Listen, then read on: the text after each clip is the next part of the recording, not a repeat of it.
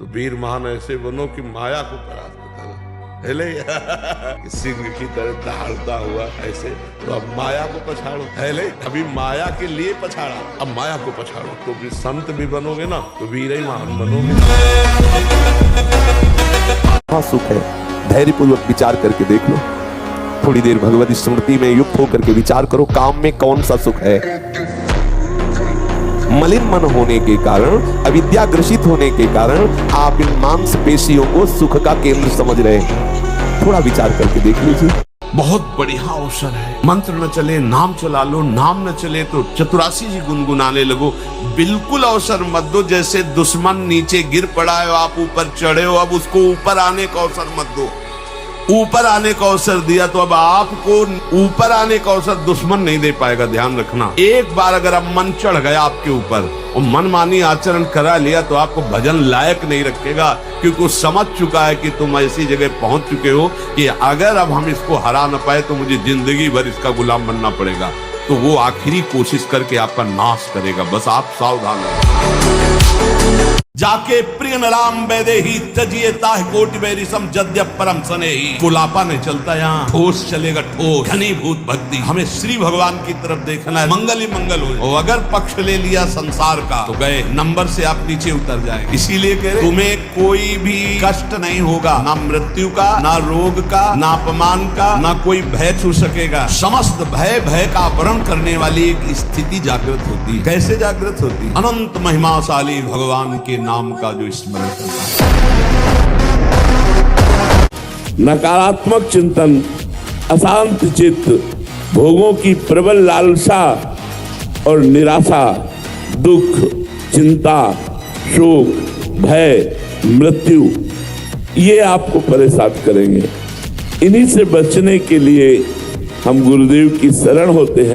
ब्रह्मचारी के हृदय में एक ऐसी अध्यात्म शक्ति होती है, कहीं कोई कभी भय नहीं लगता। कहीं भी अगर कभी भय का भी अवसर आता है तो उसकी जांच करता है, कहां भय है, कौन सा भय है, क्या है, थोड़ी ही देर में समाप्त। क्योंकि जो निर्भय चरणारविंद का आश्रय लिए हुए है, महाबलशाली प्रभु श्री हरि की भुजाओं का आश्रय लिए हुए, उसे कहां भय लगेगा। अभयद भुज दंड मूल, जिनकी भुजाएं शरणागत को अभय प्रदान करने के लिए भड़कती रहती है। जिसकी मानसिकता इंद्रियों की विलासिता में गिर गई है, वो भ्रष्ट आचरण वाला, वो भ्रष्ट अधिकारी होगा, ना कि वो उत्तम अधिकारी बनकर हमारे समाज की सेवा करे। तो जो बच्चों की गंदी बातें हैं, आपस में गालियां देना, गंदी बातें करना, गंदे मजाके करना, ये सब नहीं करना चाहिए। इससे हमारा स्वभाव बिगड़ता है, इससे हमारी बहुत हानि हो जाती है। बड़े से बड़े लाभ में हर्षित मत हो, बड़ी से बड़ी हानि में शोकित मत हो। भाई तुम्हारी दृष्टि में हानि हुई, देखने वाला तो जो देने वाला है वो कह रहा है नैवम पाप मवाप्स्यसि, हम तो हम स्वरूपाभिमुख। कदम बढ़ाओ, मौज से जियो, मस्ती से जियो, सिंह की तरह दहाड़ के जियो, एक गीदड़ों की तरह जीना छोड़ो। हे रोना धोना, ये दुख वो, ये तब तक बना रहेगा जब तक तुम भगवान से नहीं जुड़ते। और भगवान से जुड़े तो ताल ठोक कर माया को परास्त कर दोगे।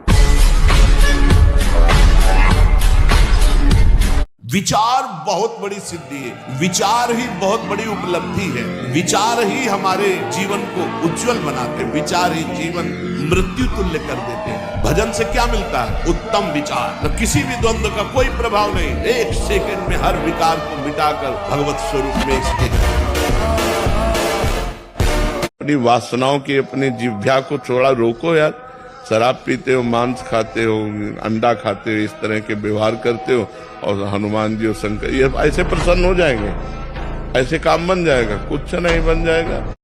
आप शरीर पवित्र रख के देखो, 1 महीना जूठा मुंह मत रखना, शरीर पवित्र रखो और ब्रह्मचर्य रह के देखो। 1 महीने में आपको ऐसा लगेगा आप देवता हैं। कम समय में ऊंचाई पर चढ़ने के लिए आपको सूत्र बता रहा हूं, ये हृदय की बात बता रहा हूं। इसी से परम शांति मिलती है। जितने भी गंदे विषय है हम छोड़ने के लिए क्या उपाय करें? भगवत चिंतन, उसका चिंतन ही ना होने दे, ये खास बात है। अगर आज हम भगवान से न जुड़े होते तो बिस्तर में पड़े होते।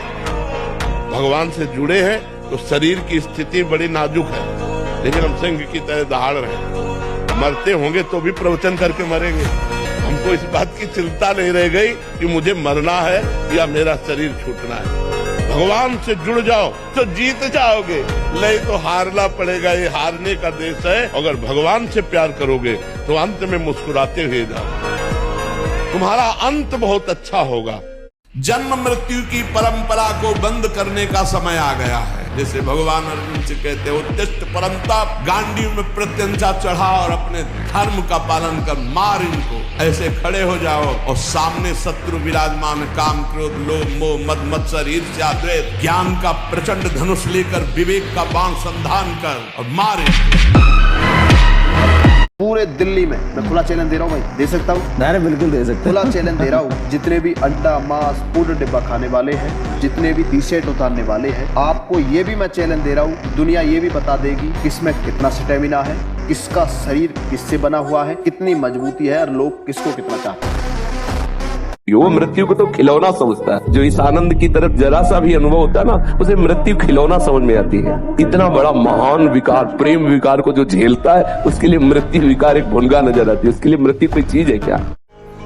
ब्रह्मचर्य का विमल प्रताप प्रकट होता है। वीरवान बलवान होता है, विद्वान होता है, तपस्वी होता है, मनस्वी होता है, त्यागी होता है, तत्व चिंतन परायण होता है। ब्रह्मचर्य में अलौकिक अमानुषिक शक्ति जागृत हो जाती है। अमानुषिक ऐसा कैसे हो सकता है? हो सकता है क्योंकि ब्रह्मचर्य है, क्योंकि भगवत मार्ग का पथिक है।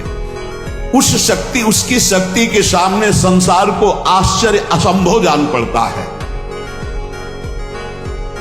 बड़े भाग्यशाली वो जन हैं जो एक दूसरे मिलकर के प्रियालाल की चर्चा करते हैं, प्रियालाल का एक दूसरे को स्मरण कराते हैं। और जी मन की चाल क्या है या गति क्या है, ये मन चाहता क्या है आखिर?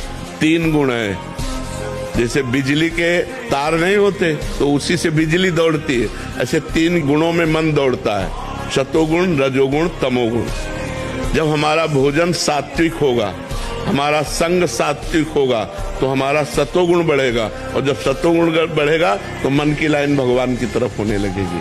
अच्छे विचार, दया, दूसरों का उपकार करना, ये और जब रजोगुण और तमोगुण बढ़ेगा तो भोग, धन कैसे प्राप्त हो, हिंसात्मक प्रवृत्तियां, प्रमाद प्रवृत्तियां, व्यसन, इनमें मन भागता है। 3 गुणों के अनुसार ही मन चलता है। ये जो boyfriend girlfriend live in relation, ये हमारे देश का नहीं, हमारे शास्त्रों का नहीं है। ये अन्य देशों से आया हुआ आचरण है, जिसको आज स्वीकृति मिल गई है। इसको क्या बोलोगे आप? ये विचार प्रवृत्ति बोली जाएगी ना। इन मांस खानों वालों के परिवारों का बहुत बुरी तरह नाश होगा, और जब ये मरेंगे तब नरक जाएंगे, और फिर जब जन्मेंगे तब ये फिर वही बकरा बकरी बनेंगे, ये काटे जाएंगे। होश में रहो, समय आने दो। कर्म अवश्य में भोक्तव्यम, तुम्हें भुगाएगा, रो नहीं पाओगे। जो ब्रह्मचर्य से युक्त होता है उसकी संकल्प शक्ति बढ़ती है। भले आप मांस खा के मोटी चर्बी और आप व्यायाम करके दिखा सकते हैं कि देखो मैं ब्रह्मचर्य क्षीण करता हूं लेकिन बलवान हूं, लेकिन आप आत्मशक्तिहीन है। वो आपका मोटा हो जाना बलवान नहीं है, आपके सुंदर सुंदर मांसपेशियां निकल आना वो बल नहीं है। आप शक्ति, बलवान वो है जो आए हुए आंतरिक वेगों को सह जाए, आए हुए आंतरिक वेग को जो सह गया वही बलवान है। ध्यान रखना, अवश्य में भोक्तव्यम कृतम कर्म शुभाशुभम। जो जैसे कर्म करेगा वैसा फल देगा भगवान, भोगना पड़ेगा, इसलिए बहुत सावधान। तो कभी चूक मत कर देना, पत्नी के चक्कर में आकर अपने बूढ़े माता पिता को मारना पीटना या घर से निकाल देना, ऐसे कोई आचरण मत करना। पत्नी से को तुम करो या ना करो, हम तुम पर दबाव नहीं डालते, लेकिन आप हम पर दबाव नहीं डाल सकते कि माता पिता की सेवा से हम वंचित। जो अपनी पाणी ग्रहण की हुई स्त्री को, निर्दोष स्त्री, नाना प्रकार के दोषारोपण करके दंड देता रहता है, कलह मचाता रहता है, ऐसे पुरुष को नरक की प्राप्ति। और जो अपने सज्जन पति का त्याग कर पर पुरुष का अनुसरण करती, ऐसी स्त्री को नरक की प्राप्ति। कसम खाने से ब्रह्मचर्य नहीं रुकता, सात्विक भोजन पाने से रुकता है। मोबाइल से गंदी बातें मत देखो, हस्त मैथुन करने की चेष्टा मत करो। सुबह 2-3 किलोमीटर दौड़ लगाओ, 15-20 मिनट दंड बैठक मारो, बढ़िया शीतल जल पियो, तो कुछ दिनों में ब्रह्मचर्य ठीक हो जाएगा। विश्व का कोई भी सुंदर भोग इतनी ताकत नहीं रखता कि मन से भी भोगने की इच्छा आ जाए। शरीर की तो बात जाने दो, मन से भी भोगने की नहीं रखता। उनके बल से कह रहा हूं, उनके बल से कह रहा हूं, उनके द्वारा दी हुई शांति से कह रहा हूं, उनके द्वारा दी हुई शीतलता से कह रहा हूं। देखा है इसमें काम, देखा है क्रोध, देखा है इसमें, देखा है विकलता देखी भोगों की, और इसमें कृष्ण कृपा भी देखी।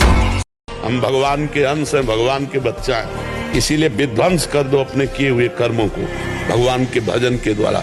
मिटा दो अपने दुर्भाग्य को और नए भाग्य की रचना लिखो। मनुष्य शरीर ये नए भाग्य की रचना के लिए, हमारे भाग्य में थोड़ी लिखा था कि हम भगवत प्राप्ति करेंगे।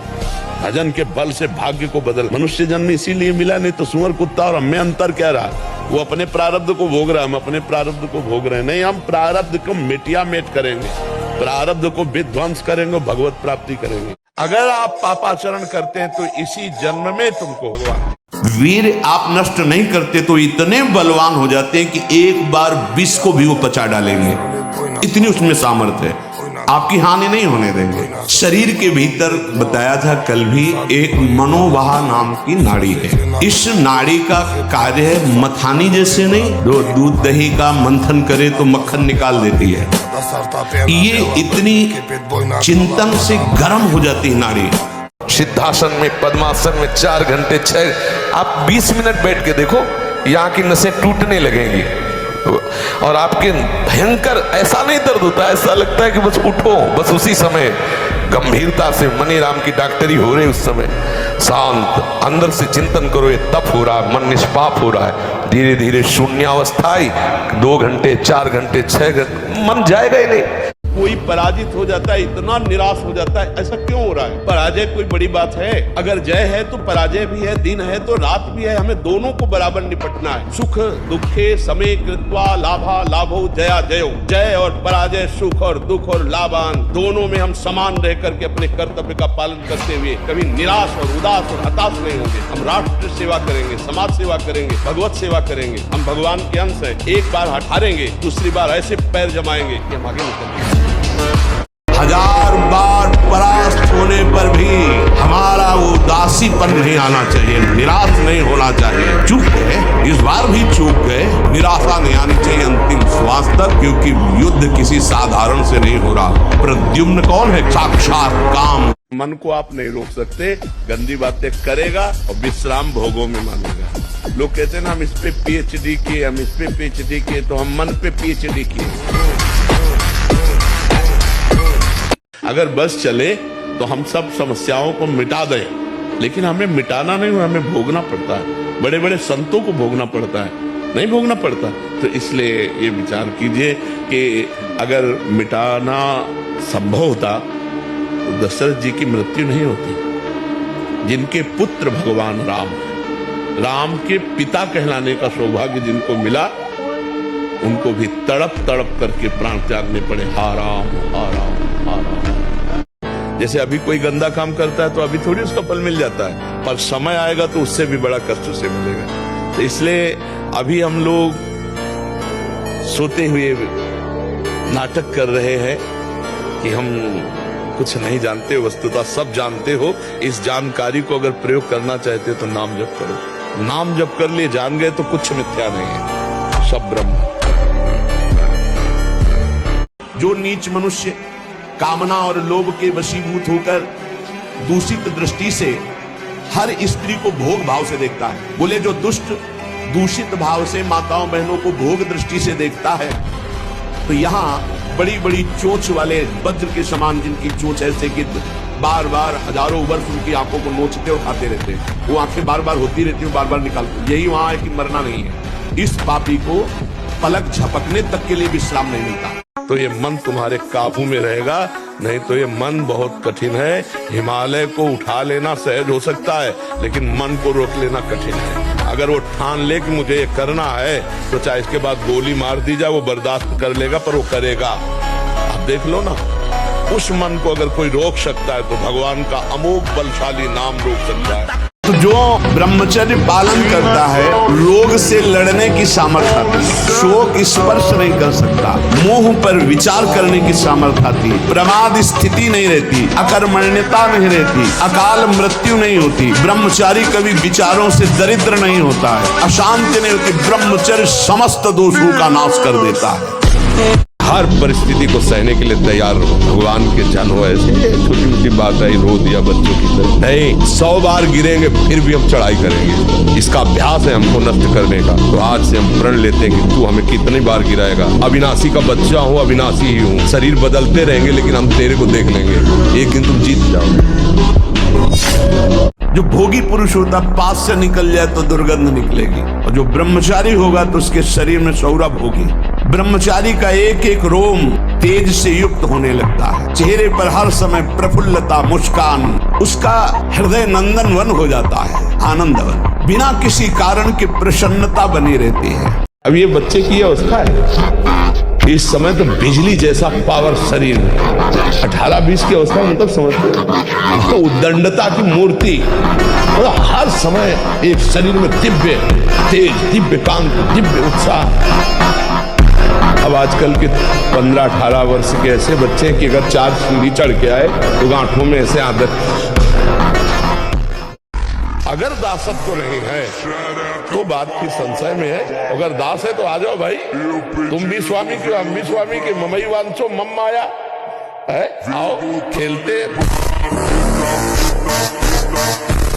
ब्रह्मचर्य धारण करने वाले कोई बादाम हलवा और घी की जरूरत ही नहीं भाई, बिल्कुल सच्ची मानिए। जैसे तप्त भूमि में पैर कैसे पड़ता है, ऐसी बिजली रहती ब्रह्मचारी के शरीर, बिजली 60 किलोमीटर बिना विश्राम किए चलते देखा है। अब एकाग्रता के लिए पावर चाहिए, अभ्यास का और ब्रह्मचर्य का भी। अभी आप 1 साल ब्रह्मचर्य रहिए, आप फिर देखिए आपके विचार कैसे होते हैं, आपके शरीर में कैसी ऊर्जा होती है, आपका प्रतिज्ञा, आपके वचन, आपकी चेष्टा, आपकी क्रियाएं कितनी मतलब पवित्र